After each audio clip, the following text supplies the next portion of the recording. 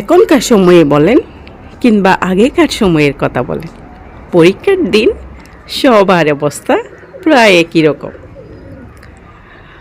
আচ্ছা, আমার পরীক্ষা না, তাক কাল তো বন্ধ আছে, একটু ঘুমিয়ে নিই। আর তাছাড়া অনেক সময়, সিলেবাস শেষ করে ফেলতে পারবো। এই মার মার মার, উফ, একটু জন্য হেরে গেলাম। একটু মোবাইল টিভি তো শান্তিতে, পরীক্ষা বাদ। আর পরীক্ষার দিন কি অবস্থা হয় দেখেন, এত পড়ালেখা, এত সিলেবাস, কি যে করি আল্লাহ, কখন শেষ করব।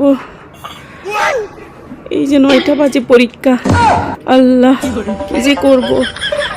এত লম্বা সিলেবাস দিতে হয়, স্যারেদের কোনো দয়া মায়া এইসব কিছু নাই। আল্লাহ এই যাত্রায় পাশ করিয়ে দিও, আল্লাহ এই যাত্রায় পাশ করিয়ে দিও। আপনারা বলে যান কিন্তু কার কার এই অবস্থা হয়। পড়তে পড়তে একেবারে জীবন শেষ, শেষ পর্যন্ত গাড়িতেও পড়তে হয়। আবার গাড়িতে পড়ার পরও হরমে গিয়েও 1 মিনিট 2 মিনিট পড়তে হয়, যতক্ষণ না খাতা দিচ্ছে। কি একটা অবস্থা বলেন।